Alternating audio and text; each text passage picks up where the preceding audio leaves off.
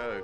But Bob, I've seen his name and pictures. I even saw him on TV one time with his rollers. What was that? Pet what? It was Pet. Oh God, I can't. I couldn't think of it yesterday. No. We ought to be Pet, whipped. Yeah, Pet Show or Yeah, no. but it was a contest. Yeah. The parlor did pretty well. Too. Right, you're right, Yeah. sure did. But anyway, I got Bob here. You're just a kind of an icon in the pigeon business. It's, just known your name forever and everything. And how about just telling me how you kind of got started in pigeons? Well, first of all, I want to apologize for my speaking voice because I'm fighting a bad cold. I'm from California and I'm not used to this cold, windy weather back here, so I picked up a nice little cold along the way. My career in pigeons goes back to about 1951 when I was in the 3rd grade. If you're slow on math, I'm 66 years old. Okay, I got that. I had an opportunity at that time to help out a classmate. I had come into that 3rd grade classroom and there was one of my friends who was crying, and he was kind of a hard-nosed kid. It was out of character, and I went over and what was the reason? What was going on? And he said, "Oh, my dad is going to kill and eat my pigeons if I don't get rid of them today."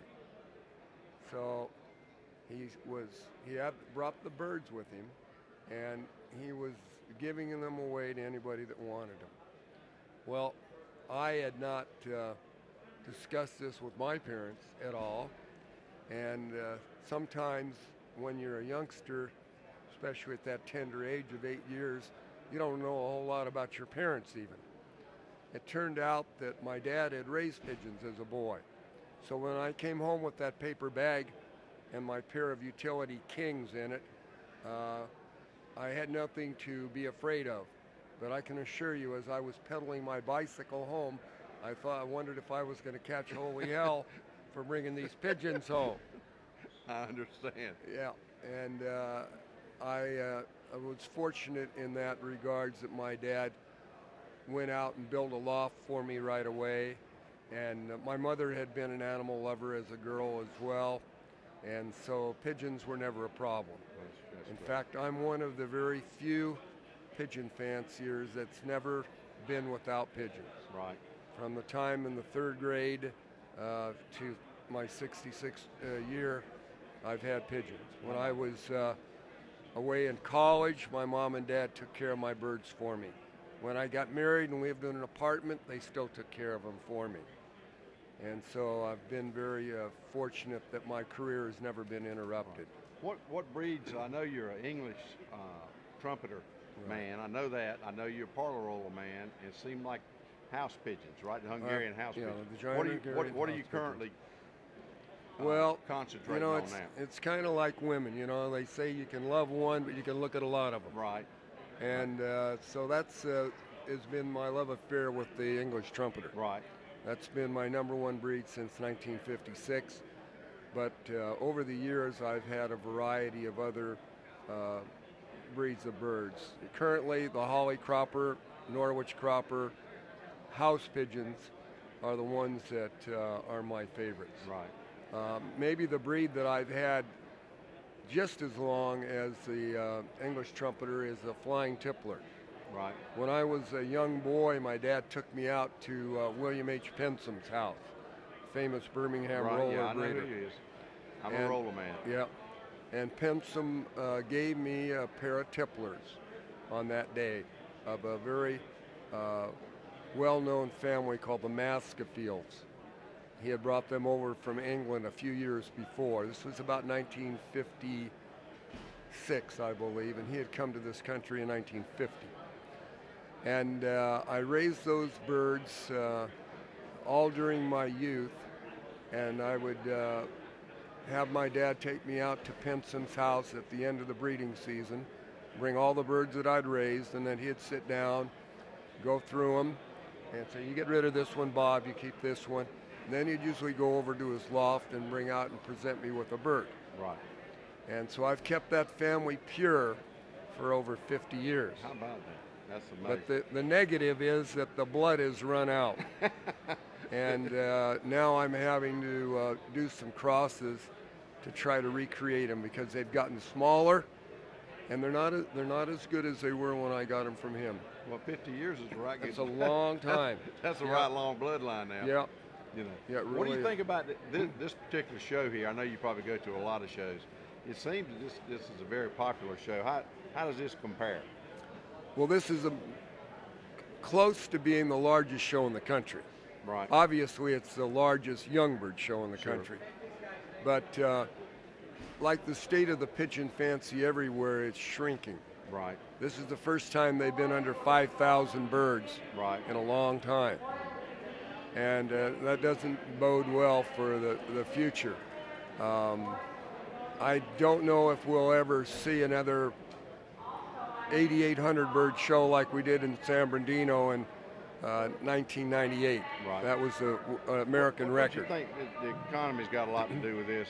I'm in the business, and it's had a definite effect on my business, just the actual expense of going somewhere and staying somewhere. I got my partner with me. You know, we're going to spend 3 nights up here and everything.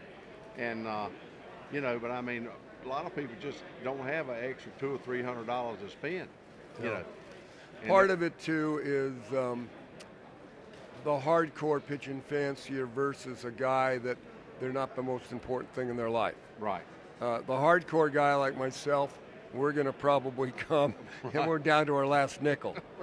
But the guy that the pigeons are it's one of his hobbies. He's a bowler and a golfer and a fisherman and everything else. Hunter. He's going to go to the show closest to his home. Right. That's great. And that's unfortunate because competition is what drives this hobby. Sure. As soon as you go to a show and there's no competition, and you spend $300 for lodging, you think twice about going next year. Right. So that's why the competition is so important. Right. We have to keep our shows built up.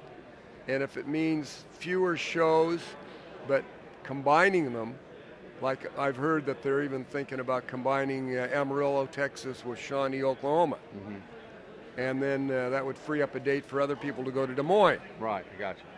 So that's maybe what we'll have to do in the future.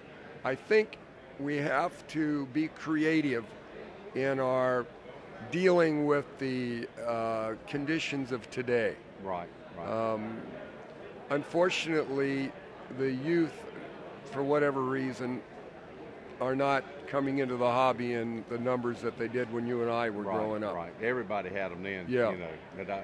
Well, you know, it's still here. We still love it. It's in our blood, and there's really, you know, I always ask people what do you think it is that attracts you to pigeons, and so I'm going to ask you the same question. I know somebody gave you some pigeons and all that, but a lot of kids would have just had those pigeons and got rid of them and moved on. What do you think it is? I sincerely believe that it's an inborn love, because my brother grew up in the same household as I did, and he had no interest in pigeons. Right. He was interested in cars and surfing and other things. Right. I was an athlete, and pigeons and sports were my thing. He had no interest in them. Yeah, but everybody's got something else. So, you know, most people. Yeah. You got something else. What did you do for a living? You retired now? I was a school teacher and a coach. Oh, okay. A basketball coach and a track coach. That's great. That's great. Well, Bob, it's just a pleasure to talk to you. Very, very informative, and this type of thing people like to see, and they like listening to some of the icons kind of explain. Maybe it'll make them think that, well, maybe I ain't as crazy as I thought I was. Yeah. You know? Well, the real sad thing about the pigeon fancy shrinking, to my way of thinking at least, is that all of these breeds took hundreds of years to develop. Right. And you and I are merely the caretakers of these breeds. Right. Somebody passed it on to somebody else, and they passed it on to somebody else, and now it's our turn to keep these things going and pass them on to somebody else. I got you. And if we're not able to do that, then all of these guys that are dead now that worked their whole lives to develop their particular breed of pigeon, it's going to disappear. Right. And it's not easy to recreate breeds and things. Take a lot of time. Yeah. But look, I just want to thank you. I really My do, pleasure. and enjoy Yeah. talking to you. And I mean that. It's a pleasure meeting you. Good. Okay? Mine- Thank you. Well, that wraps it up with Bob Nolan. Hi, this is Jerry Gagne, Foy's Pigeon Supplies, oldest pigeon supply company in the United States. When Danny Joe approached us about being a part of this great project, we were really excited. If you're looking for pigeon supplies, if you're looking for pigeons, I hope you'll give us a call. Foy's Pigeon Supplies, we're on the internet, just type in Foy's, or if you'd like to call us, it's 1-877-355-7727. Ask about our 204-page all-color catalog. We'd be glad to send it to you. Muir Nagel, better known as Dr. Pigeon by his friends, is known by his one-eye cold treatment. It's called One Drop, One Time. It only takes one drop, it only takes one time. Every breeder needs at least one bottle of One Drop, One Time to keep in their loft for those nasty eye colds. They're available at Foy's Pet Supply, New England Pigeon Supply, and Pro Flight Supply. And remember, the next time you buy pigeon supplies, be sure to include one bottle of One Drop, One Time. Color Pigeon Lofts featuring 28 breeds of fancy pigeons, high-performance Turner rollers. We have birds available at all times. Capuchins, Saxon monks, Saxon priests, Swiss crescents, ice pigeon, saints, frillbacks, archangels, starling, figuritas, old German owls, Chinese owls, satnets, swallows, Saxon shields, and much, much more.